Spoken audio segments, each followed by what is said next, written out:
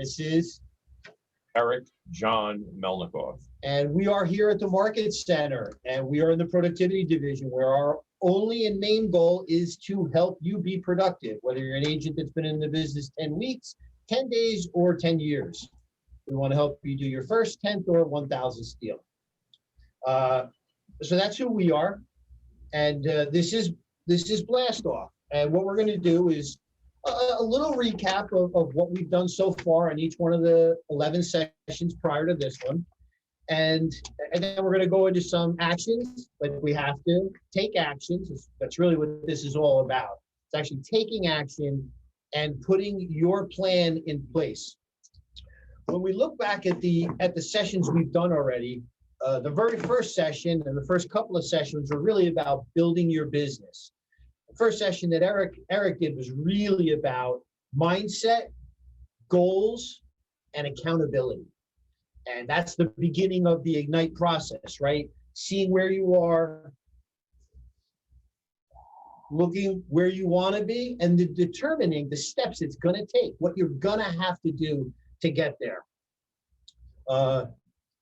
The next two sessions were also building your business. Ron Iosa did one of those where he talked about how he got started and what his direction was and what motivated him. We all have to have that. We all have to have a reason, right? And our big why. And it's something else we're going to get back to and talk about. Ron also did a session on win the seller, where my favorite line from that session was, winning the seller, that's where I live. The way that he put it was just so succinct. That's the world I live in. That's my job. That's what I do. I win sellers and I help them. Sean Annan did a great piece on pricing to sell, making sure you do your CMA, and he gave us so many different permeations of how to do it. I thought that was really very, very, very interesting and a good way to look at things differently, right? I'm sure there's all these top agents have their own little niche that they find themselves in or that they present. But I thought that was.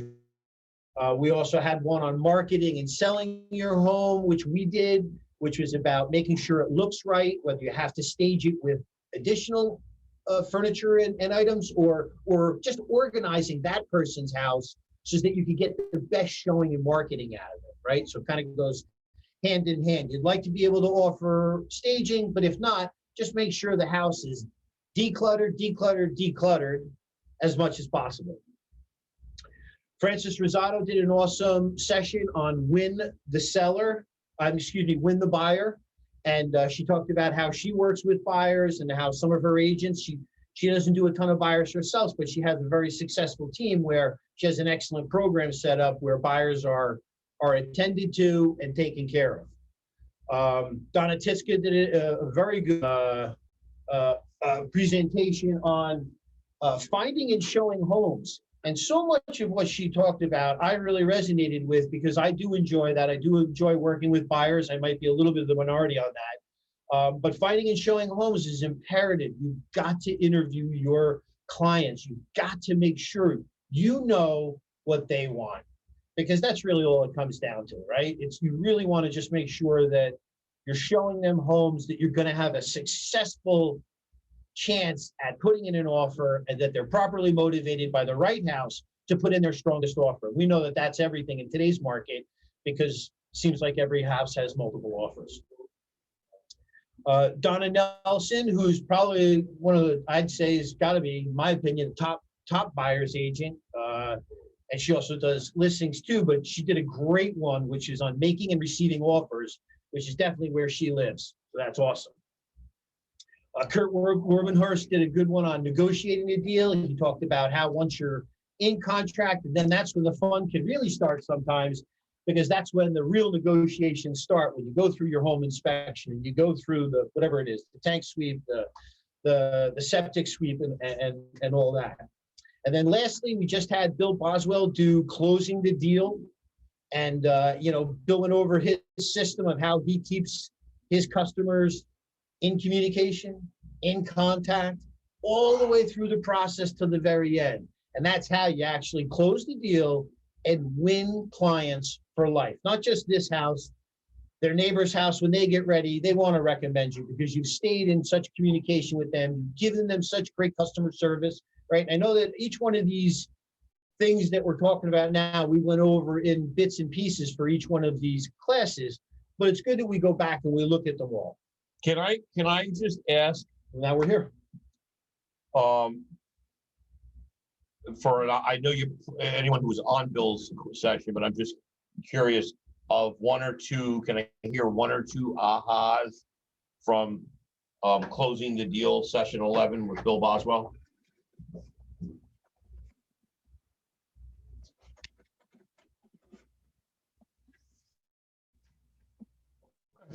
Okay. I gave you mine, which I definitely thought was the way that it's so important to him. The system he developed, he had in place before he had an assistant to do it. I just thought that was a real aha to me, to think that, wow, this amazingly successful agent was doing this all the way up until he hired somebody and he felt confident to do what he was doing because he had it down so locktight. That was my aha. There's got to be another one out there. Sorry, Eric. Go. What was that system? Go, talk to me. To me, he talked about establishing a system where you always talk to your homes that you have for sale on a day, and you talk to the under contracts on a day. And his point was that even if you're a new agent, you should establish that system, even if you only have one under contract or one home that you're trying to sell, because it's scalable. And it also gives you the perception of having a lot of things going on. Right. And that's really what I was looking for. I wanted to hear that, and it's not really ironic. There is no irony in that you mentioned that, because at the end of the day, I've known Ronnie for a while. I've only known Bill for like 3 years.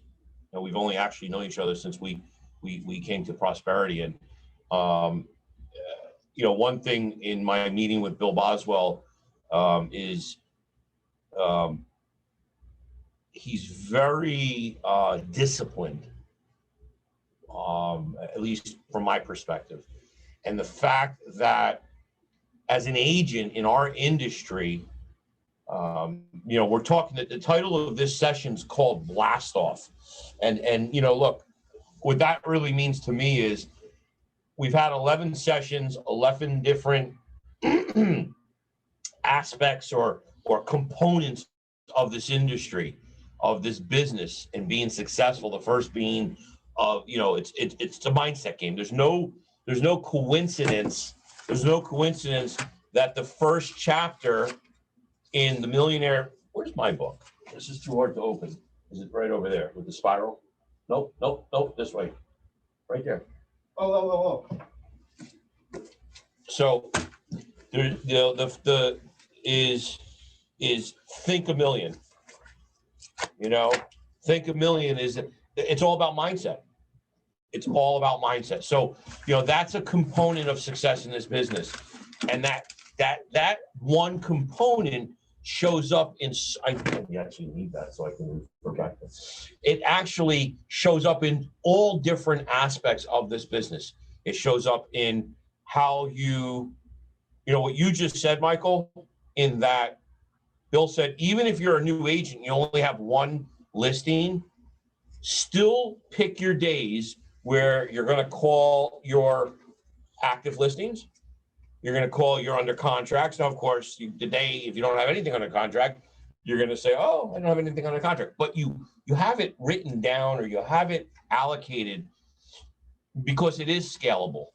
They also, in that same vein, a little bit different topic, as far as budget. If you don't have this book, I would highly recommend you get it. And at the very end of the book,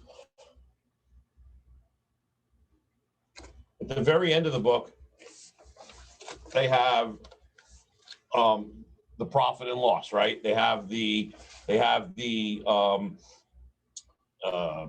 codes that you would put into QuickBooks so that you can do your books. You say, well, look, I'm an agent, I think 18 years, April, May, June will be 18 years. I think 17 or 18 years. And I never ran my business like this until I came to Keller Williams. And I ran my business like an agent. And it's gotten me in trouble with, certain things, the IRS being one of those things. I know, Fred, you've been in business for a while. From what I hear. A few 25? years, yes. 20, A few years. I read your mouth. Did you say 25 years? About that, yeah. Since Yeah. 94. Have you ever heard of an agent who kind of got jammed up with their taxes? Yeah. Right? And we're laughing because we can identify. We've heard that. And so one of the things that it's suggested, like Bill Boswell suggested, as far as, having a day for this, a day for that, a day, is because all you need to do is dial it up or turn it down. If it gets dialed up, dial it down. And the same thing with your budget. It doesn't hurt to have that budget set up now. And Bill brought another class, again, not to go all over the place, but Bill brought another class when he had that financial guy on from I forget the name of the company, the guy.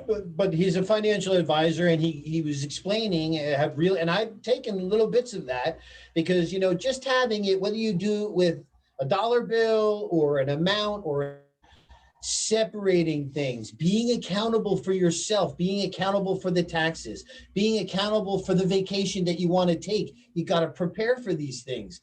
You want to have these things, you got to prepare for them, right? Right. And I'm tying it into the mindset thing.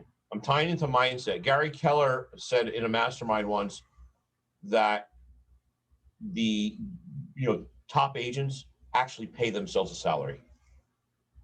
And the reason, and these are agents who really want to build a business that they could eventually kind of take steps out of and follow the Millionaire real estate agent to become a 7th level agent. And the reason they do that is if they pay themselves a salary now, if I'm closing 1 deal a week or 2 deals a month or whatever the case is, and I'm somewhat consistent, I'm going to take all that money, I'm going to deposit it into my LLC account, and then I'm going to disperse. I'm going to pay the rent on here. I'm going to pay my phone. I'm going to use that card, the business account that I opened to my LLC, and pay my gas, and then I'm going to pay Eric Melnikoff $1,500 a week.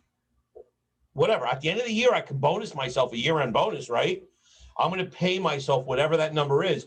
The reason they say to do that, the reason Gary said to do that, is that if you got to think with the end in mind. And for me, just talking about myself, it doesn't have to be everyone's goal. My goal is to build a business and pour into other agents so that they can really have a great life and still stay in my world, which means they're on my team. And then I could slowly back out of it and eventually hire a CEO to run the team. And now I'm not even part of it anymore. Chris Heller, when he became the president of international for Keller Williams, and then eventually the co-president of Keller Williams, he hadn't been involved in his team for years. I don't think he's not involved in his team. Still the Heller the home seller in San Diego, California, but he hasn't been president in that team in probably over half a dozen years or more. But what he's done is he followed the model, and he paid himself a salary so that when he leaves, that salary is already expected. It's in his budget. So it's not a shock. Like, how do I find the money to do that? So it's just a little aspect of mindset. It's a switch in the mindset that says, hey, I'm a realtor, and even if I'm brand new and haven't done a deal yet, so my goal is right now to find a deal. I just want to find a deal, right? And it's maybe ironic that Evan just popped in the screen. But I wanted to ask Evan a question about that. So, there are agents here who are more seasoned agents. There's agents who are newer agents, and everything in between. So as a new agent, Evan's been in the business about 13 months now. I think, am I accurate there? Exactly 12 months and 2 days. Well, not that he's counting. Not counting. Yeah. So 12 months he's been in the business, and when he got into the business 12 months ago, where were we? We were at COVID hit. the beginning of COVID, right? So what did you do as a new licensee? Well, let me ask you this. In your first 6 months in the business, how many deals did you have pending or closed? I think I had first 6 months. I think I had like maybe 3 deals, maybe 4. I think it was a little bit more, like 4. Maybe I And closed 4, yeah, something like that. and your first half a dozen deals, where did the business come from? People I knew and center of influence. So database.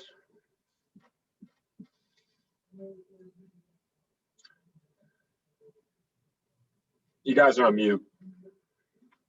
Eric, you're on mute. Oh, That's something that's those are people that you knew. Those are people in Right. your phone, right? Right. And then Right. one person, I was at the dinner and she was the host, and I pretty much I was talking to everybody pretty much. But yeah, it was my sphere or my database essentially. Yep. right. Yeah, and that's a great place to start, right? Because those were comfortable calls, right? So then after you worked your database, you called the people. I remember you called people you went to high school with. You called people you went to college with, friends that you played golf with at your old job, and you contacted all Yep. these people, and you were able to produce a couple of deals. And then you started, as we were just mentioning, you started at a time where you couldn't go to an open house. You couldn't do a follow or a shadow, or you couldn't even get into an office where there were people to interact with. So what was your next mode? What was your next means of building further into your pipeline? What was next? Stacking up the pipeline as much as possible. So there's seasoned realtors on here too, and newcomers. So I definitely want to make this as productive as a topic as possible. So for me, I knew that talking to multiple lead sources a day as I was trained, or multiple lead sources a week, so 5 different lead sources a week, was something that if my pipeline was really, really heavy, inevitably, yes, I'm fresh out the gate. I know that my more immediate business to start was going to be people I knew. Not only that, just kind of letting everybody in the world know that I was in real estate. And I think it's different where you tell people you're in real estate, your database, and you use the center of influence script. You say, hey, how's it going? This is a business call. Yeah, sure. What's up? And you say, I made a commitment this year to help, 42 families buy or sell a home. So I was just calling old college buddies, friends, family, good people like you. Who do you know that might be looking to buy a house? And they'll be like, well, I don't know of anyone. And I quickly go, oh, well, why don't yourself? And that script right there, I did 5 buyer deals from people I knew. One, I used the same line at a restaurant to this girl who was a hostess. I literally, was walking out the door and that line, and she's like, yeah, I'm looking to buy. And, I got her. That was my 6th deal, my first 4 or 5 months. So that's where I started with my database. And then I was trained to call circle prospecting. And then I was trained to call 4 or 5 lead sources a week.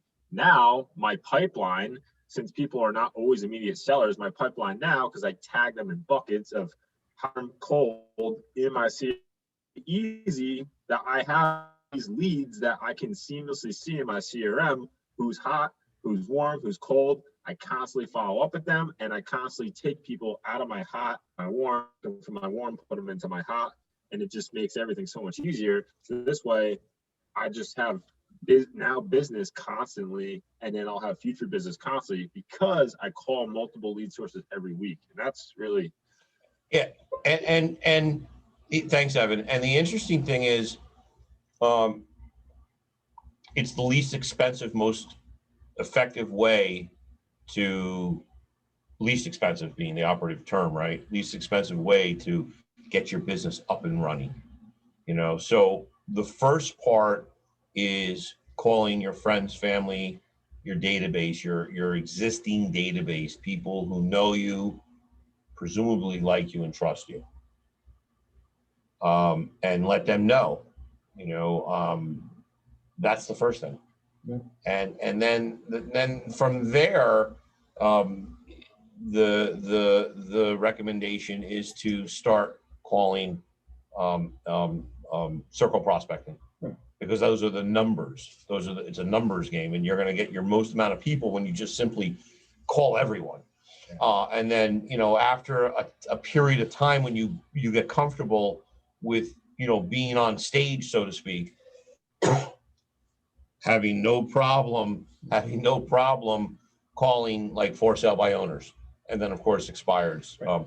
And you're going to build yourself up to that. Obviously, you're not going to jump out of the gate and go after expireds. It's good to build yourself up. Right? The center of influence, best place to start, because it is some and or at least have some association with. That's a perfect place to start.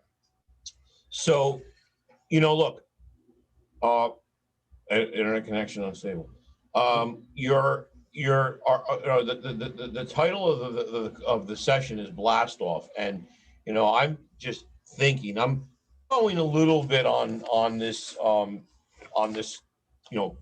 session manual, or the instructor's manual, but I'm going mostly on what are the best methods to blast off and get your business up and running. And from all the conversations I've had, from all the years I've been in the business, and I can't say, for me, it was a different path, right? But I can say that I have determined that it's making contacts. Those contacts could be made from advertising on whatever platform you want to advertise on, and then the phone rings and you pick it up. One of the challenging things I think a lot of agents do, at least this is what we hear, is that agents don't pick up their phone. A lot of agents I call their phone, and I'm guilty of it. My voicemail has been filled up. I think it takes a lot to get a voicemail filled up, and so you got to answer your phone if you're going to advertise. But the least expensive way and most predictable way is to do outbound calls. And so friends, family, acquaintances, asking for referrals, bringing value. And then the most important thing is building your database. Whatever you're doing, you have to build your database. So I'm advertising on Facebook, bus stops, benches, shopping carts, billboards, Facebook. Did I say Facebook? Yeah. YouTube, Google, whatever, AdWords. I got a $10,000 monthly budget. Great. And build your database. Command, and the database in Command is a very powerful tool. And as far as I can tell, for the foreseeable future, it's a free tool. Or you could say it cost me $15 a month with your technology fee, which you've been paying before Command. Well, if you're new, you don't know, but we've been paying for our tech fee for 8 years, and Command's only been around for 2 years. So it's free. And hey, Eric. Yeah. Could I just say a quick statement? You want to dovetail on that? Yeah. So in terms of like blast off as blasting off your business too, something where Abe Safa, who I don't know if you guys saw, Eric had an interview with the top agent at 321, Abe Safa, where he mentioned that the most important part of being a realtor is lead generation. That's actually our number one job priority. And so a quick example for me is I recently went into my CRM. I looked at all my hot leads that I have, right? And I was under the impression that I had so many more hot leads than I actually have, like true hot leads, right? And the thing is he explained an analogy is when we prospect for business or we lead generate for business, it's the same thing if you're a retail store and you open the doors at 8:30 or 9 a.m. and you're kind of, if you own a bagel shop, you're making your bagels, you're making your donuts. And if you're not lead generating, and it doesn't matter, whatever time works for your schedule, but for me, it's the morning. For me, it's 8:30 to 11:30. If you're not lead genning, it's almost like you're a retail store selling bagels and donuts, and you don't have any inventory. Like you're not making the bagels. If you don't have no bagels to sell, you close shop, right? So for me, I thought I had all these leads, hot leads, which I do, but I don't have nearly as many as I thought. And so I was then taking my lead gen time and doing lead follow-up. And I realized that you can't do that because you got to constantly fill that pipeline. Because believe it or not, if you flood that pipeline as much as possible and you consistently Monday through Friday, you lead gen at the same time you allocate, it's like the same thing as if you're a business owner, you have to have inventory to be able to sell something. And your lead generation is your inventory that you have to self-create. And you have to stay consistent with that schedule. Because I don't care how many leads you have, you should still be getting leads every single Monday through Friday, or every single day, to have your pipeline as strong as possible and be organized and follow up and bucket your leads into hot, warm, and cold and consistently touch them. But I just think that's a good point. Yeah, and to that point, we're at that point now where we need to report out on our own activity. You can put it in the chat box if you want, and we'll take a look at it. Everybody can put in their 10-4. I know I'm going to do mine.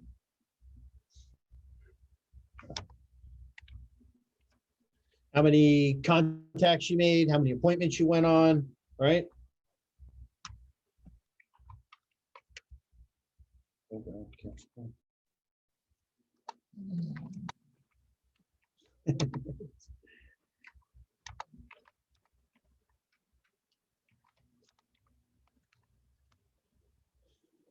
What is that contact since Yeah, Wednesday? Eight contacts. No, since Wednesday. 8 contacts. I sent out 4 cards yesterday. I have another 3 cards to send out today, which we're going to get to shortly. And I added 4 people to my command database. So I'm sure everyone has done some of that, even if it's only 1 or 2 or whatever it is, share it. You don't have to speak, you can share it. Whatever you're comfortable with. So, the interesting thing is, and I'm holding this up. And the next thing is this one. Everyone has access to this, and yeah, it's in the chat box.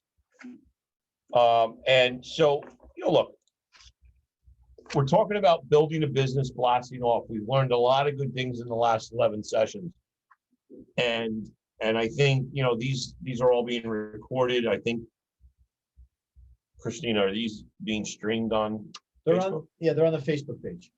Right. So you can go back to them. I've watched quite a few myself, not being able to be there, but watching them on the recording later on that day. Our intention is to not take this to 3 o'clock.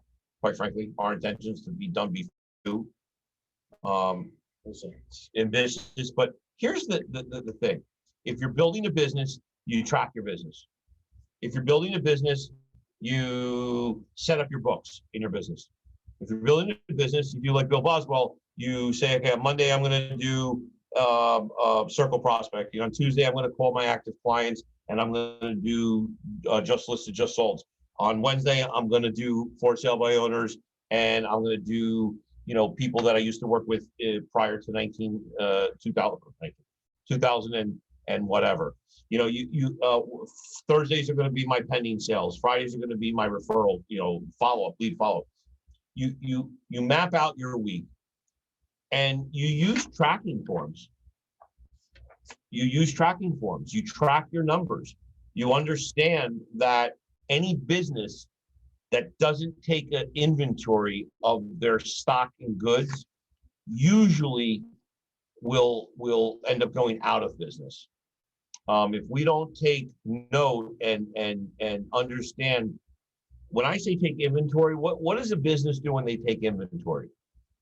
What a business does is they look at what's on the shelf, they analyze, what's selling and what's not selling, the things that have been on the market shelf for more than days, just like real estate. What do? You mark it on sale. You discount it.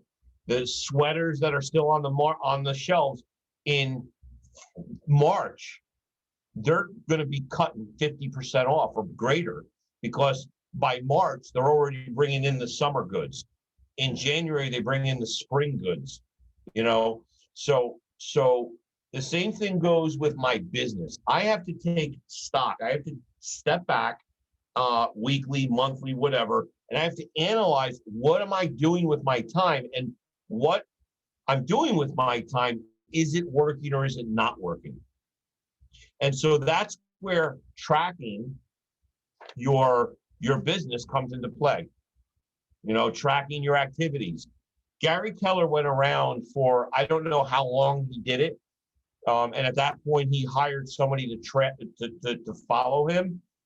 And what that person did was literally shadow Gary for, I don't know, is it 30 days, 60 days, more or less? But let's just call it 30 days. And what he did is he just tracked everything Gary did, everything Gary said. And Gary then created an operations manual for Gary's business. And what he was able to see when he stepped back and looked and took inventory of his activities was, hey, driving from Austin to wherever, San Antonio or to wherever, is not the best use of my time. So he modified it, and at the beginning he only grew within, I think it was, he had to be able to get to and from in the same day. So just little points like that. Right. And then that's what we're talking about, everyone doing for their own business. We have to take inventory of our own business and our own actions, and then decide and emphasize the activities that are benefiting us, and eliminate the distractions and things that are taking us away from the things we've committed on our schedule, right? If we're going to make an hour and a half commitment to make phone calls, you got to make phone calls for an hour and a half. Otherwise you didn't make a commitment, right? So that's what it's about. I'm going to say also that, and again, I don't talk to everybody, whether it's just agents who are not in PC or even the PC agents. A lot of people stay on off camera. If we were in a room right now, if we were doing Bold or Ignite or whatever, we'd be in the same room. So you wouldn't be able to, There's no mute and no camera off. yeah, you maybe could set up like a little shower curtain thing and just pull it around you and pretend you're not there, right? You can't do that. And I know a lot of people don't turn their mics off, the mute off, and then respond. But I would challenge you to get in the habit of doing just that. And being open and transparent and saying, you know what, I haven't done anything. You have to ask yourself. I'm not here to down anybody. You have to ask yourself, what are you doing?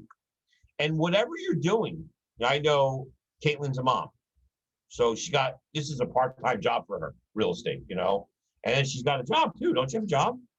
So she's got 2.5 jobs. The most important job is a full-time job, being a mom. And then she got another job. So I don't care. It doesn't matter to me. So Caitlin's got to take inventories. Okay, I work approximately, let's just call it 3 hours a day, 2.5 hours a day, 90 minutes a day in real estate. And during that 90 minutes, here's what I'm doing with my time. This way, after 30, 60 days, she can then look back and say, hey, okay, I worked 4 days a week that week. I worked 3 days that week, 5 days that week, 3 days that week, 15, 12, 11, 9. And she could start to see during those times, I was, doing X, Y, and Z. And it's been effective. It's been building up. Yeah. Right. What's been effective, and where do I have to eliminate some distractions or eliminate things that aren't going to help?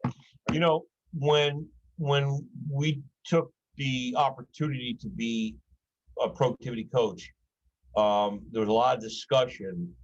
The productivity coaching model, and quite frankly, many coaching models, but the productivity coaching model is one that is a prospecting model. And certainly I was not in new or uncharted territories to share that information on how to get the best results. Prospecting, is the most predictable and least expensive way to build your business. That being said, Bill Boswell, who's a very smart guy, knows pretty much what I know, which is that most people don't want to sit there and prospect. Most people do not want to sit there with a list and go down the list and call. In fact, if you hand me a list, I can't prospect. It's all automated. It's with the dialer. I put the headset on. I press a couple buttons, click a few mouse clicks, and I'm off and I'm prospecting, standing here in front of my computer, and the machine's doing all the work. And, you know, so Bill was very concerned. He said, look, I don't want you to just push prospecting, because you're going to alienate people. You're going to turn people off. They don't want to prospect. And in my head, I'm like, okay, I definitely get that on an intellectual level, but, you know, I still didn't make sense. I go, but how do you not prospect? You have to prospect to do business. You know, you can advertise to blast your business off. You could, there's a myriad of ways how to do it where you pay for it. But I do understand, if you're like me, when I got into the business, I didn't have a Brinks truck backing me into my real estate office. You know, I was, you know, it was a second or even a third career choice, and I had to make things happen. So I just knew that I had to get on the phone. So if you're not into prospecting, are you into talking to your friends? Are you into talk? Do you pick up the phone when your sister, brother, aunt, uncle, cousin, or your best or second best friend who thinks they're your best friend calls you? You know, do you avoid the calls? Are you a shut-in and someone who's like a hermit? You know, if you're not a hermit, my challenge is to set a schedule where, you know, an hour a day, 1 or 2 days a week, you're calling your database, your people who know you, presumably like you and trust you. And you're saying, hey, Joe, what's up, man? Haven't spoken to you in 6 months. Yeah, what's up? Hey, what's up, Eric? Yeah, no, I don't know if you saw, but I'm a licensed real estate agent. I posted a few things on Facebook. Yeah, I saw that on Facebook. Yeah, and so look, man, I'm reaching out to my family members, people I went to high school with, good, you know, people like you that I'm friends with, to find out, who do you know, or you can say, you know, I'm reaching out to let you know that I made a commitment to help 25 families this year buy, sell, or invest in real estate. And I'm reaching out to find out, who do you know that I can help? No one cannot answer that question with any qualms. If you're somebody that if you know that person and you say, I made a commitment, they're going to answer you, and they're going to appreciate the fact that you were honest with them. Hey, this is a business call, right? They're going to appreciate your honesty. And if they do have something, there's a good chance they're going to give it to you. And if they don't have anything, that's okay too. Because, you know, here's the deal. I asked Evan to get on the call because it's exactly what he did.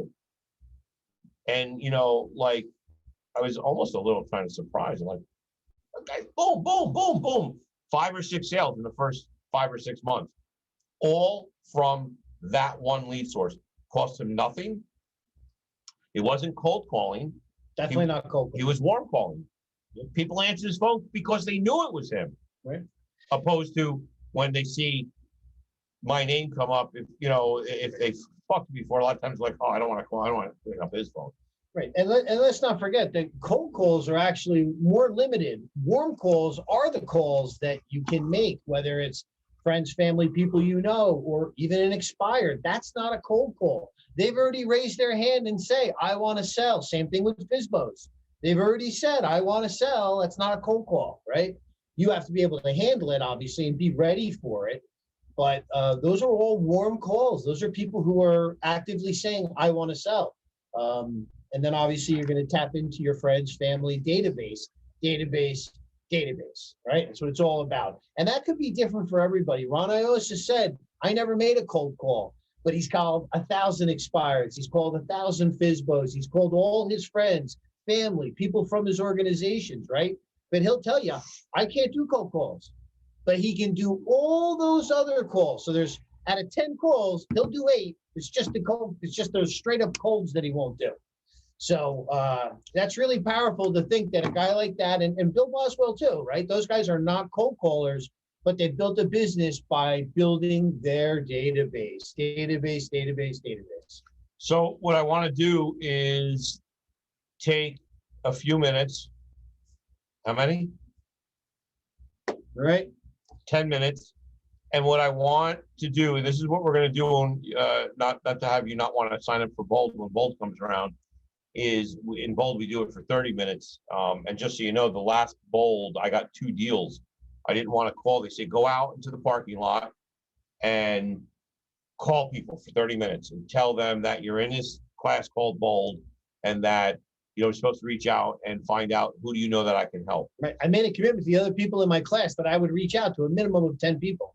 Right. You're making commitments to yourself and to other people. That's that synergy, right? That you get when you're doing things together. And I was like, well, I don't want to do this. I make calls all the time. I don't want to make calls, but I went out to the parking lot and it was a nice day out and I called my mom. Mm-hmm. Now, in that same Bold session, my first Bold session, I also got a deal. Eric got 2, I got 1. This is off of somebody that I had spoken to, I had done a CMA on, and they ghosted me. Didn't talk to them for a whole year. And instead of letting it affect me, Eric and I were talking. I said, you know what? I'm going to call Tracy up. I called him up, and 2 months later, we had the house on the market. We got 15 offers and sold it for $35,000 above the asking price. And that was from Bold. I directly attribute that from this calling session we're about to do for the next 10 minutes. That is a possibility, guys. You can call someone right now in the next 10 minutes and get a listing. It is 100% possible. So do it. Right. So, I don't expect you to call strangers or FISBOs or expireds, but you should be able to go through your phone and in the next 10 minutes, dial at least 6 dials and get on the phone with 1 or 2 people and, let them know who you are. Obviously, they know who you are. Let them know what you're doing right now and say, listen, I need your help. What's that? What happened? No, nothing. I'm a real estate agent and I made a commitment this year. Pick your number, whatever your number is, 5, 6, 10, 12, 30, 50. I made a commitment to help a dozen families buy, sell, or invest in real estate. And I'm reaching out to my friends, family, people who know me and trust me to find out, who do you know that I should know? Who can I help? I don't know anyone. That's okay. I appreciate you thinking about it. How about yourself? When do you plan on moving? That's exactly what you say. I made a commitment to help people. I'm calling my friends and family and neighbors to find out who do you know that I can help. I don't know anybody. That's okay. I appreciate you thinking about it. How about yourself? When do you plan on moving? I don't. Okay, great. Do you mind if I were to update you on a quarterly basis to let you know what's going on in the market in case you come across anyone? Yeah, what's your email? Great. Hey, I got to run. I know you're going to run. Sorry for interrupting your day. Talk to you soon. Right. And if you guys are like me and Eric, you have tons of people in your phone that don't have email addresses. So here's what I'm going to do.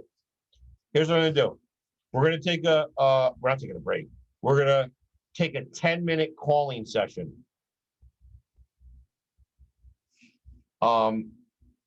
After the calling session, you're going to put into the chat how many people you dialed and how many people you connected with. No judgment. Right? No judgment. That's my job. He might judge you a little bit. No judgment. And hey, look, this is where we got to get our head in the game, right? Throughout Ignite, you've been performing the daily 10-4 activities and tracking your numbers, right? So you've blocked time, your daily activities, you're working towards your goals. And that's what we're here for at the Market Center to help you with, right? So you've learned that mindset, attitude, and your approach to life matters. How you come across when you make these calls in the next 10 minutes, it matters. Ron Iosa has a great thing where he goes, when I get on the phone, before I do anything, I smile. And no matter what I do, I'm smiling when I say it. You take his advice and I guarantee you it works. In the next 10 minutes, it's possible, okay? So adopt a mindset, a philosophy that's going to help you contribute to the lives of the people that you're touching. That's your commitment. I mean, that's what it all comes back to, right? So if you're helping people, you're going to do the best possible job. It goes hand in hand. That feeling you get when you help someone buy their first home, or that feeling you get when you go, wow, You didn't think we were going to find the right home, Mr. Buyer, but we did. That's the greatest feeling in the world. I know most people will say it's the check, and I get that. The check is nice too. But the really great feeling is when you help someone and they look you in the eye and they say thank you. All right. All right. So it is 1:18. We're going to come back at 2:28, excuse me. Eric and I are going to get on the phone. He's going to add something real quick, and then we're going to block. We're going to go out for 10 minutes. And we're going to make calls. Don't forget to post your results, Right. which means you should at least make one dial, one attempt. And if one attempt is all you can make, then make the attempt. But you should make, a handful of attempts and try to get at least a couple people on the phone in the next 10 minutes. And maybe you'll only have one conversation, and that's great. Okay. So 2:28, we'll be back. All right. Make calls, guys. Make calls.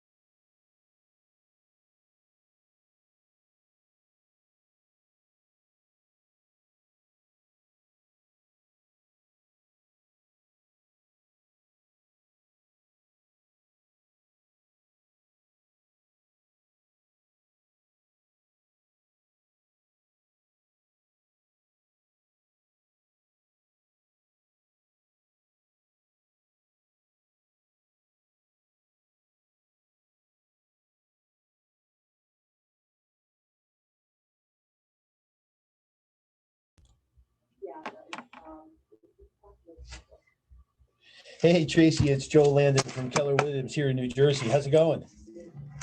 Hey.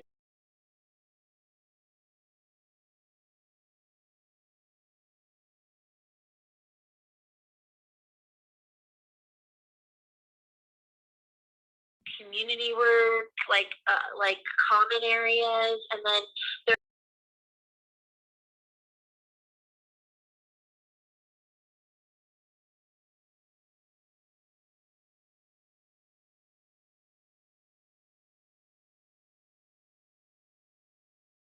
To call out any of our previous past clients, and that was the example I used, was you. So I wanted to see how you were doing, and check in on you. How is everything in Portland? I know you're just outside Portland now, and so how are things going out there? I just want to check in with you. It's such a good story, a good way that we reconnected, and we got the house sold. You guys were so ecstatic. Thanks. Well, my wife has. Well, that's pretty awesome. And enjoys the school? Awesome, bro. Awesome, man. Hey, I appreciate you taking the time, man. Get back to work. I know you're a couple hours behind me there. It's only like 10 o'clock in the morning, but Tracy, thank you. I look forward to talking to you again. Hey, definitely. Hey, have you heard any whisperings from the old neighborhood? Anybody, might be interested in buying, selling, or making a move?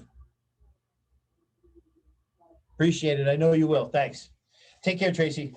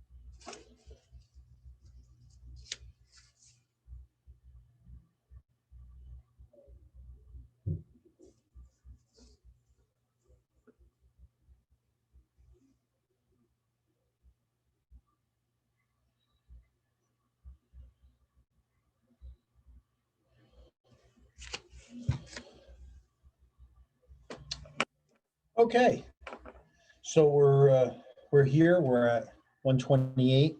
I was able to make 2 calls. I got a little side. 2 calls, 2 contacts.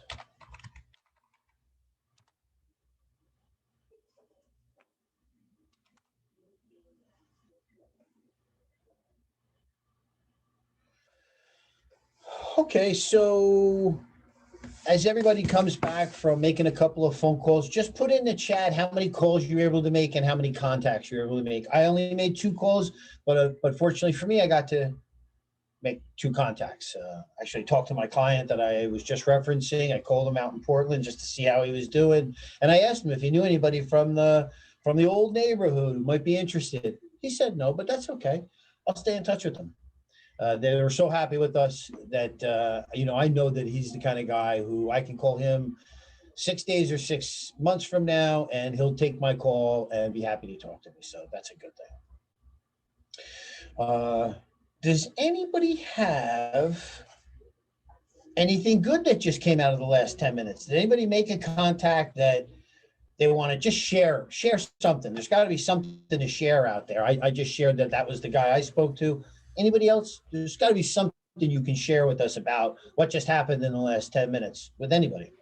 I talked to an old coworker, and he actually lives on Long Island, so it seemed unlikely to me. And then at the end of the call, he's like, you know what? My cousin's been buying investment properties in New Jersey. Let me connect you with him. Now that sounds like the kind of contact I'd like to make. An investment guy who's buying houses in New Jersey. I gotta tell you, that gets me excited. It just puts a smile on my face. So that's awesome. Anybody else that called somebody that they didn't expect to even pick up the phone? They not only did they pick up the phone, but you actually, like Michael, you could have had a quick 5-minute conversation with somebody. Anybody else get in contact with anybody? Anything. It's okay.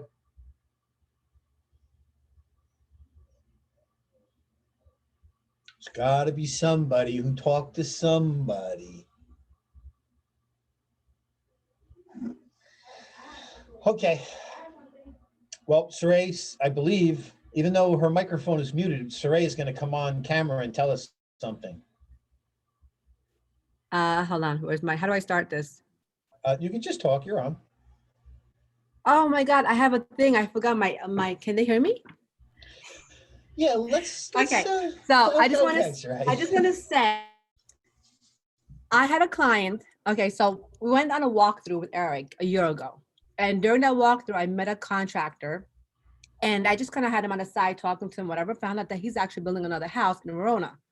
Mm-hmm. So I said, can I, interview for the job of selling your house? And he said, yeah. And I got another walkthrough appointment for the next day with him. Spoke to the guy, went there. I saw him many times. I did a whole listing consultation with him. At the end of the day, he ended up listing with a Berkshire agent because they think Berkshire is whatever. Anyway. And here comes, so he was listed for 6 months, didn't sell, relisted with the same Berkshire agent. Now they've been on for about 5 more months. So it's been about, almost a year. So he has about 3 weeks left. I called him today. And we're going to have a meeting with his partner to talk about, relisting with us instead of relisting again with the same agent who's not doing anything. So I had a good 10-minute conversation with him. And my questions was like, okay, what did that agent do? Obviously she didn't do what she's supposed to do because she couldn't sell the property. It's been a year and she couldn't sell. He told me she promised him a buyer and never brought the buyer. And all she did was open houses. And, so I kind of talked about how open houses can probably brought him a lot of buyers, but didn't sell his house because all the other houses were being sold. So, so it was like a long conversation, but I mean, look, a year later, see that? Just from making a phone call. That's great, Saray. Thank you. And that's a great example. Now, look, you do have to be careful. If someone is on the market with an agent, you do have to be a little bit careful, just in full disclosure. You're not supposed to be talking to a seller while they have an agent, but you had a previous relationship. You had a rapport. You're not a stranger. You're not calling him out of the blue saying, my name's Saray. I know you don't know me. You're coming from a place where you already had some common ground. That being said, you do have to be careful when you're talking to someone who is under a legal contract with another agent. that being said, that's awesome, Sarai. Awesome. Great to hear it, man. That's all you got to do is pick up the phone, see what happens. Anybody else have a conversation they had that they didn't expect? You know, maybe something they didn't expect. Anybody? It's okay. I'm going to keep talking no matter what. That's easy for me. You think it's easy for me? You know how long Eric can talk.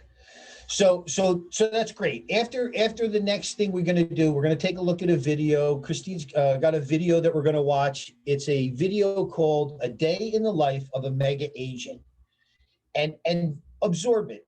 You're going to say something come across to you, go like, aha. That's what they're doing. That's why they're so successful. So think about that when we watch the video and come up with some perspective that maybe you hadn't thought of before. A revelation, an aha that you can share with everybody, because even like little things like that, with Sarai sharing something, every time someone shares something, trust me, we all learn something from it, including myself. All right. So Christina, if you could roll it. It's a 10-minute video. Hi, I'm Linda McKissick, and I'm going to talk to you about an ideal day in the life of a mega agent. First thing in the morning, have to start with getting up and getting my head right. What I've discovered is if I get my head there, my body will show up. So that typically means getting up in the morning, always exercising, getting the blood flowing. And second, reading something either spiritual or motivational, or listening to an audio tape. Jim Rohn happens to be my favorite, so he's always in one of my CD players somewhere so that I can plug him in easily. And just listening to people that are inspirational, because I think all of us need hope every day to go do what we have to do. As we get to the office, the most important thing is, because every business is a lead generation business, is what does that lead generation look like? For me, because I'm at the 7th level, one of the most important things is, what key people do I need to talk with that day? And that always pops up first. Do they have what they need to succeed? And then the next thing is, who are the people we need to be doing business with? How have I communicated with them lately? What do I need to do now? Is it a phone call today? Is it a drip campaign? Is it an invitation to something? Looking for, how do I communicate with those people that we want to do business with? And how do I keep furthering that relationship and moving it along? I've discovered my business energy is highest earliest in the morning, earliest in the day, and earliest in the week. So I front load my week, Monday being the most difficult day, with all the contacts and all the lead generation that I need to do early in the morning. And that frees me up to have the afternoon to kind of just work on plans or projects. Typically what I find is through the week, Monday and Tuesday are heavier, and Wednesday, and by Thursday and Friday, it's pretty more entrepreneurial, of just off the cuff. And in the evening on Mondays or through the week is, it's always about family, because the reason we do what we do is so that we can build a great life and build great memories with our family. So our kids are very important to us. We're very involved. It's, what are we going to do as a family? What do we need to do as a family? When's dinner? Where are we going to go? Or what are we going to eat? And that kind of rejuvenates me. One of my philosophies is, the purpose of business is to fund life. And to me, life is all about family. And as a mega agent, your day might look different, but the key things we have to always remember is certain parts of our day have to look the same. So you might want to think about, where's my head? How can I get my head in the right place? And then we always want to remember that every business has to be lead generating. So what does your lead generation look like? Is it earliest in the morning? Is it earliest in the day? And then we always have to know that somewhere in the day we have to spend that quality time with family, because we don't want to win at business to lose at family. Thanks for watching KW Connect, and make it a great day.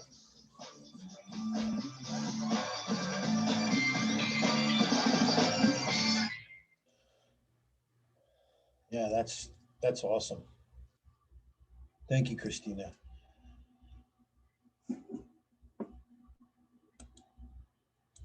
That's awesome. And if you notice, many of the things that she said are all the same things that we're talking about, right? Where's your head out in the morning? That's your mindset, right? Lead generation. We talked about that's your number one job is to generate leads and to fill your pipeline, so that on the back end, it turns into closings. And then also your big why, for her, it's her family and what she's doing. For me, it's my family and what we're doing together. And those those same, now that's a mega agent, right? Linda's a mega agent. She's over 100 transactions, and she's, you know, a top agent. And she's still doing those same things every day. And it's no coincidence. You'll find that, I don't care if it's Tony Robbins or Mike Ferry or Gary Keller. Every single one of those guys or girls does the exact same thing. They wake up early to seize the day. They exercise and get their mind and their body in the right frame of mind to spiritually and physically be ready to do the job, right? So getting the mindset straight and then actually doing the job. You've made a commitment. You've time blocked. Do the activities that you've time blocked for. Otherwise, you're just lying to yourself. You're cheating yourself. Right. And then obviously it all needs to be powered by your big why. What's the most important thing to you? So I don't know. I think, was that a question or I think it might just in a rogue speaker? Okay. So those things that Linda goes over, those are all the same things that we're talking about, right? Mindset, lead generation.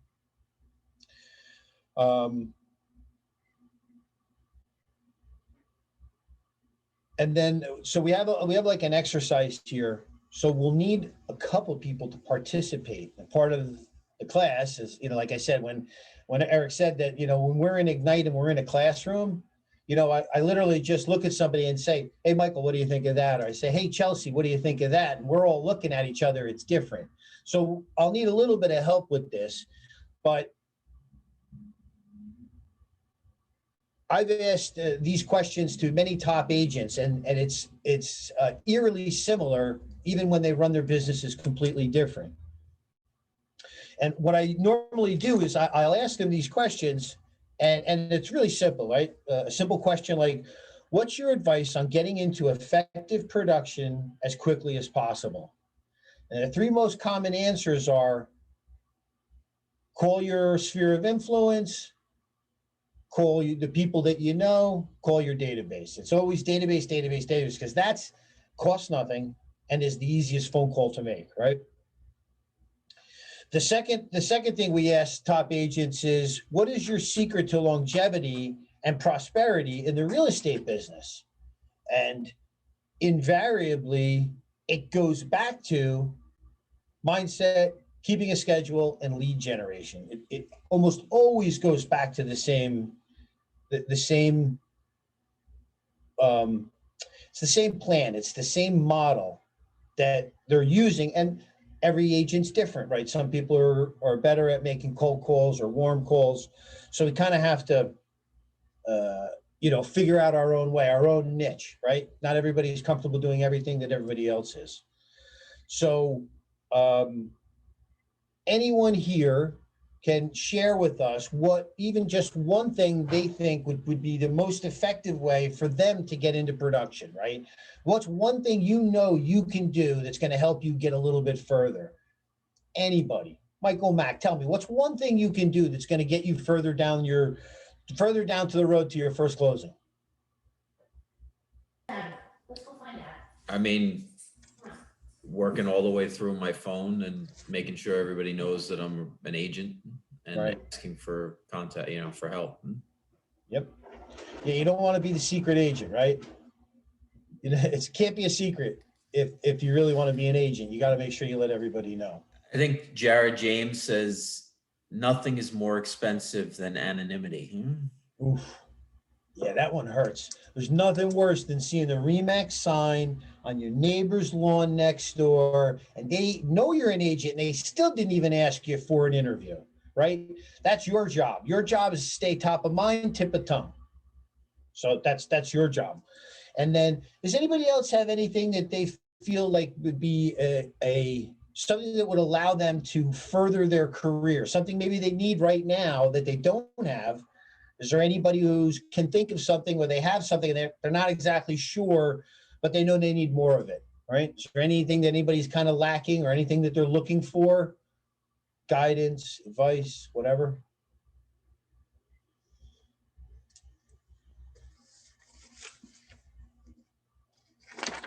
This is when the classroom goes silent. You just wait to make eye contact with somebody.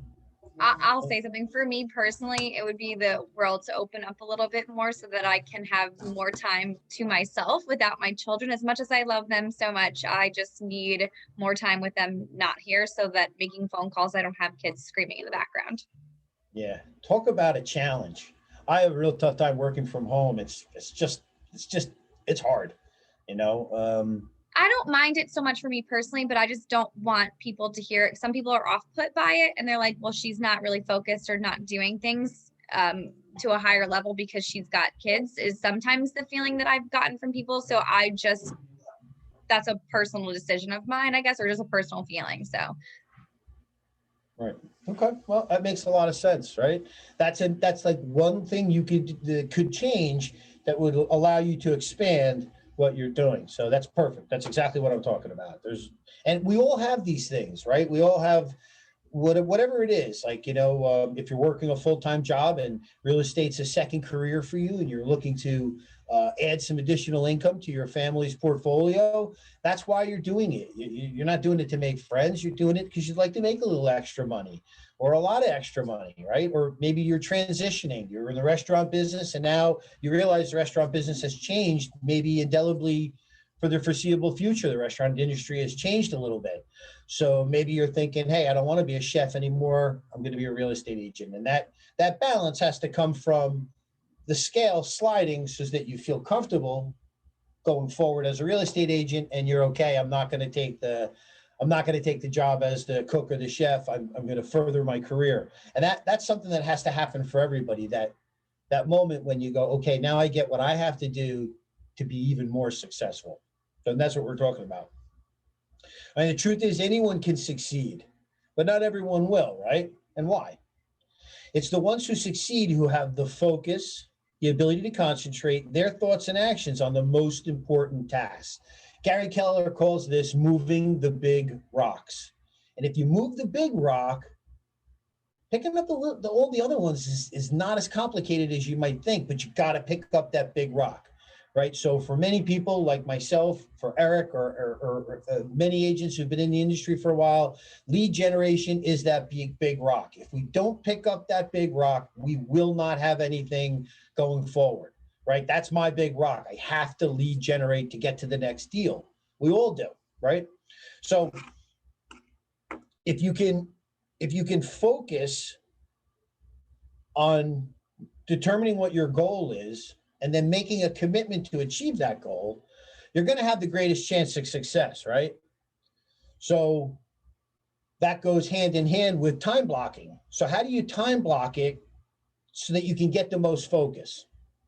Evan Megnan will tell you that he has to prospect from 8:30 in the morning till 11:30 in the morning. Linda just said that her most productive time was in the beginning of the week, in the beginning of the day. She knows that as the day goes on, she doesn't have the same steam. She knows as the week goes on, she doesn't have the same. So she needs to concentrate her most skilled time where she feels the most skilled and confident. She knows she has to seize that time for lead generation, right? Does that make sense to everybody? I hope so, right? Because that's really, as Evan said, our main job is really generating leads. They don't have to be strangers. They could just be your friends, family members, people you know from church or the PTA or whatever, soccer mom, whatever. But if we don't time block it, we won't have the ability to focus, right? So we got to do that. We got to time block it to get to the focus. And then the second part, the next thing that is then to be accountable for the commitments you've made, right? So you got to determine what your big why is. You have to time block yourself so that you can be effective when it's the most important time to be effective. And then you have to be accountable, whether you have a coach or an accountability partner. I know for many years, Eric had an accountability partner, and then many top agents have somebody, and that's not their friend. It's not their buddy. It's not their guy who's going to make them feel warm and fuzzy. It's an accountability partner. It's someone who's going to say, I made 10 calls. I made 3 contacts. I have an appointment. What do you have? And then you're accountable to each other, right? So whether you're accountable to another person or yourself, you still need to be accountable and hold tight to your belief that you're going to get it done. The other thing you got to do is, one of the ways that it was determined to, was said to me once was you got to have a bunker. You got to have a room or a desk or some area in your house that is your place where no one can get to you. To Caitlin's point, she needs a bunker where she can get in there and she is impenetrable by the outside world, right? So build a bunker or build an environment that's going to allow you to focus, right? I know a guy who's a very successful agent down in Hoboken. For a year, he locked himself in a closet and made phone calls every day. It was literally a closet, just a little bit bigger than a coat closet. It was like a double door closet. He made a bunker, like the real concept of making a bunker. No one could get to him. His assistant couldn't get to him. And that was his way of staying focused, right? And then the final thing is your energy level. You got to smile when you talk. You got to be up. You got to have a positive influence when you're speaking to people. Otherwise, they pick it up right away. Hey, how you doing? Yeah. Right. So that's not going to do it. You got to be up. You got to be positive, right? So maintaining your energy and focus. And that's right here in the Millionaire Real Estate Agent book by Gary Keller. Everyone has to read it. Whether you're a Keller Williams real estate agent or not, everyone should read this. And then the second book they really should be reading is a book called Shift. It talks about market shifts, which we're in and have been in. And then there's the Millionaire Real Estate Investor. These are the 3 books that they recommend in this course that when you get time, you have the ability to read them and digest, you go for it, right? One at a time though. Number 1 is MREA, right? Always. So when Linda was talking about how she gets herself going, she's talking about implementing the Millionaire Real Estate Agent Energy Plan. Block time each day to pull in energy from the 5 key areas, and this creates momentum that will carry you out throughout the entire day. And this is exactly what Linda was talking about. In the morning, spiritually, get up, meditate, pray, do namaste, whatever it is your thing is to get some inner peace is that you feel it, right? Physically, exercise and eat right. It's a proven fact that when you exercise, you are more productive. It doesn't even matter what you do. You're more productive when you exercise because the engine's already running, right?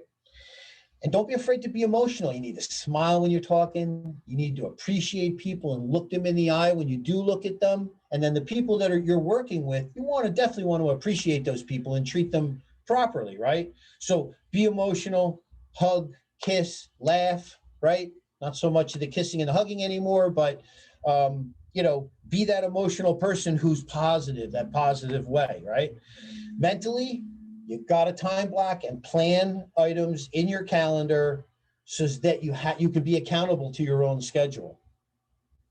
And then number 5 is lead generate. Never goes away, never will. It'll always be there because it's the most important thing, right?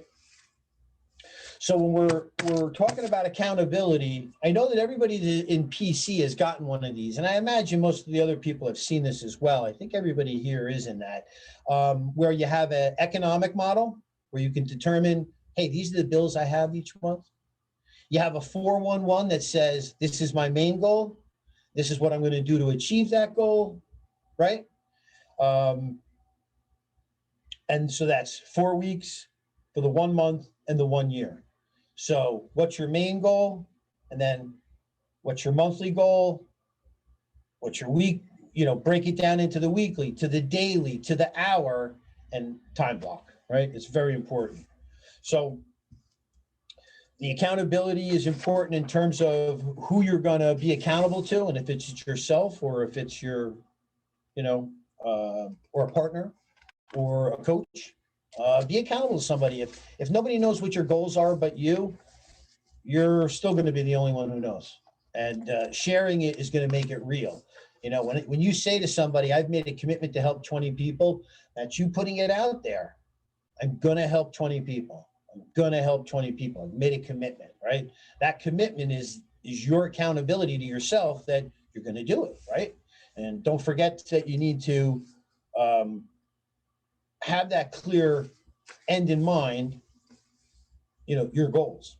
Those goals that you have, you need to have the end in mind so that you can take the steps to build towards reaching the end, right? It makes sense. It's all very common sense, but it helps to hear it so that you understand the importance of actually taking the actions and doing it, right?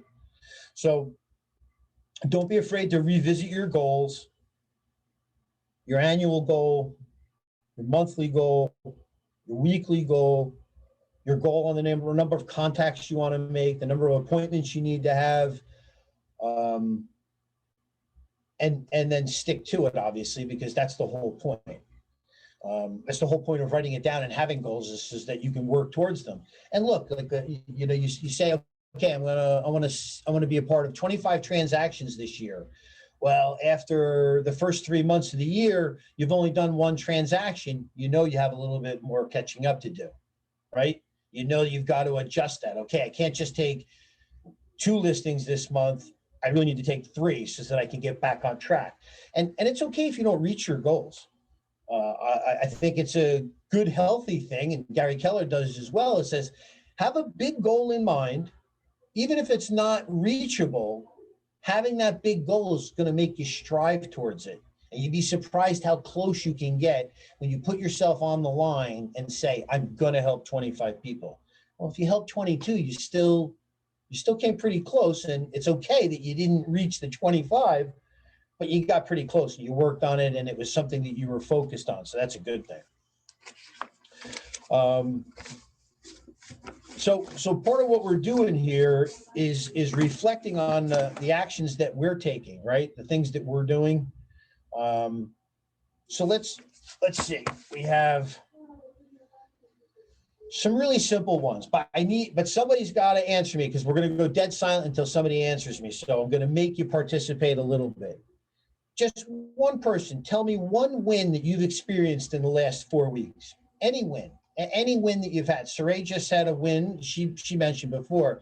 Anybody else have a very simple win that they can share with us? Because trust me, it motivates everybody when they hear somebody else's win. I'll say something. So, Carolina? I've been wanting to shadow people. So I messaged a whole bunch of people from the Facebook account. I private messaged them, and I just asked them if they have any opportunities that I could do, that I could shadow. And it's been helping me a lot. I've been helping Gabrielle a little bit. So I feel like I want the experience. Sorry, I'm working out. I want the experience and the knowledge, so then that way I could actually be better at my job, because this is what I want to do full time. So it's hard for me to do my job and do this at the same time, but I'm so motivated because I want to do this full time. So that's my goal initially. Wow, Carolina, that is awesome. And I love the fact that you're working out right now. I love it. That's awesome. That's mind, body, soul all together. You have a goal, you're ready to achieve it. That's awesome. Thank you. Thank you for sharing that. And that leads into my next question was, has there been any opportunities that any of the 12 or 13 people that are on here now, or 10 people that are on here now, what opportunities do you feel you need to grab hold of or take advantage of that would help you improve your situation? That's what Carolina just said is a great thing. Reaching out to people and asking people if you can help them with their open house. You're not expecting anything. You just want to help. That's awesome. That is awesome. So are there anyone else who says, you know what, I wish I had an opportunity to do this, or I wish I had an opportunity to do that? I'm sure someone might have something that they kind of thought about, but they haven't got a chance to turn it into an actual, action yet. Anybody?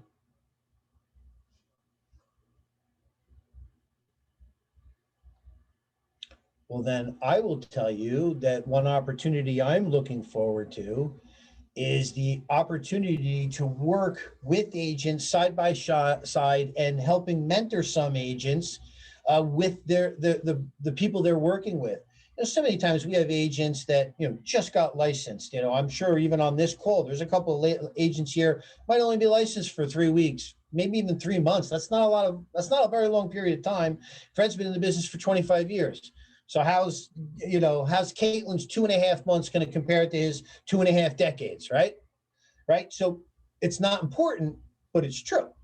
So you need certain things. I know for me, I look forward to the opportunity of one of you people coming to me and say, you know what, Joe, I got a buyer who's a pain in the neck. I'm not sure how to handle him. Can you help me? I look forward to that. Those are the challenges I look forward, the opportunities I look forward to. So I appreciate that. When you guys call me with questions and go, man, I can't figure this out, I just want you to know I love that stuff. Love it. So anybody else have an opportunity that they think they'd like to take advantage of or anything else? It's okay. I had a conversation with Kurt recently, and probably the most impactful piece of advice he gave me was to not be afraid to ask for tangible assistance. That's right. Trust me, Keller Williams is all about helping all of us. Why do you think, top agent Ron Iosa, one of the top agents in the state, Bill Iosa, top teams in the state, why are those guys so interested in helping you? Because they really believe that helping you is going to help them. And almost every single agent we have here, and I don't really know of any that don't think this way, all the successful, and even agents that aren't super successful, all the agents here come from an idea, a concept of family. Like we're all together. Like if I help Caitlin do a deal, there's a good chance it's going to come back to me in some other way. Ronnie also mentioned that when he was doing one of his sessions is one of the other reasons why he has absolutely no problem sharing is, number one, he believes in it and he believes in doing the right thing. But number two is that so many agents don't take advantage of this. And you have top agents giving you classes and courses on how to negotiate, how to win buyers, win sellers. They're sharing their tools with you because they want you to succeed. There's more than enough business out there for everybody. It's a matter of your business and you finding what works for you, right? So that's important. And then figuring out what you're more comfortable with. Are you more comfortable working with buyers, sellers? I know when Eric started in this industry 17 years ago, he was a rental agent in Hoboken. He never thought he'd ever take a listing in his life. He just figured out, I'm making $100,000 a year doing rentals. I do 3 or 4 rentals a week. I do 10 rentals a month. And he was making a very good living. This is 17 years ago. And then it dawned on to him what real estate's really all about. And that's getting listings for more leads and creating leverage. And so when he got that realization, that's when his model changed, right? And that's when he started to concentrate solely on listings. So think about rating yourself, being accountable to yourself. If you were a CEO of your company, which you are, by the way, all of you, Caitlin, you are the CEO of Caitlin, right? Saray is the CEO of Saray Yildiz Incorporated. If you had to rate yourself as a CEO, the guy who's responsible and running your business, how would you rate yourself? All right, I'm going to rate myself. I'm going to tell you exactly how I rate myself because I'll put it out there for all you guys to see. It's not the greatest number in the world, but if I was on a scale of 1 to 5, I'd say I'm only a 3. I could clearly do a better job of lead generation, and I can clearly do a better job of following up on my past clients and my sphere of influence. I have 1,400 people in my phone. I could do a better job of following up with all 1,400 people, right? I can do a better job. So, Abe, that's awesome. Awesome. Fred's a 7 out of 5. I love that. Out of 10. Out of 10. I knew you were going to say that. So yeah, no, but that's it. That's the honesty of it all, right? And you're going to think about it. We can always improve. Always. And that's what we're all about. Like, that's what this is all about. Like, we know you can't digest all 12 of these sessions, put all of it, implement all of it. No, but if you can take a nugget here and a nugget there and incorporate it into your business, build your own brand into what you want it to be, right? We're not all going to be Eric Molikoff. We're not all going to be Kurt Wubenhorst. We're going to be me. I got to be Joe Landon, and Fred's got to be Fred. Michael's got to be Michael, right? So find your own way, but take all these things that we're giving you, incorporate the pieces that work, get rid of the ones that don't, and keep building your business. And that's what this whole Ignite session is about for the people that are just starting out. Obviously, it's specifically for that. But it's also important for people who've been in the business to remember, how did I get here and how do I keep going forward? Taking the little bits and the little tidbits and the nuggets and build. Database.